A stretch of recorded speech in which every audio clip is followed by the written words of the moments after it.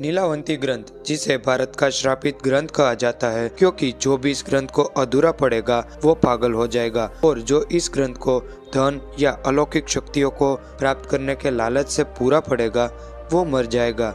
इस ग्रंथ को एक यक्षिणी ने लिखा था जिसका नाम नीलावंती था। इस श्रापित ग्रंथ को नीलावंती ही नाम क्यों दिया गया और इस ग्रंथ को श्राप किसने दिया था, तो इसकी कहानी कुछ इस तरह है।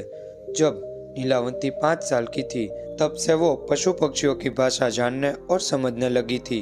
वो पशु पक्षी उसे छुपे हुए खजाने का पता बताते थे और जब वो बड़ी हुई तो भूत प्रेत भी उसके आसपास मंडराने लगे थे। ये सब उसके लिए बहुत आम बात बन चुकी थी। भूत प्रेत उसे मैली विद्या सिखाते थे और पशु पक्षी उसे छुपे हुए खजाने का पता बताते थे।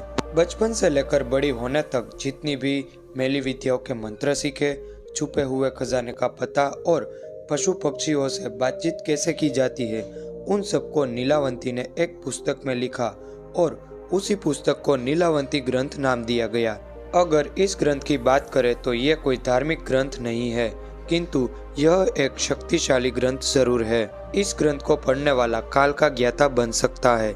इस ग्रंथ को लेकर एक बड़ी समस्या यह है कि इसकी अद्भुत शक्ति और खजाना पाने की लालच में बहुत सारे लोगों ने इसे ढूंढने का प्रयत्न किया था, किंतु उसमें से अधिकतर लोगों को मृत्यु ही प्राप्त हुई थी, क्योंकि आज तक कोई नहीं जानता कि यह ग्रंथ कहाँ है और इसका सही ठिकाना कहाँ हो सकता है। नीलावंती एक यक्षिणी थी, यह बात उसे स्वप्न में पता चली थी। एक रोज उसे स्वप्न आता है और उसे कहा जाता है कि तुम इस लोक की नहीं हो, तुम दूसरे लोक की यक्षिणी हो और इस लोक में एक श्राप की वजह से फंस गई हो। तुम्हें अपने लोक में जल्द से जल्द वापस लौटना होगा।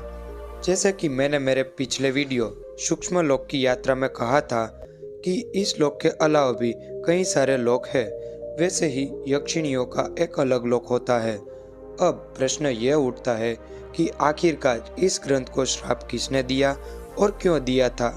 इसके पीछे भी एक कहानी है। अगर उस पे वीडियो चाहिए तो मुझे कमेंट बॉक्स में बताएं।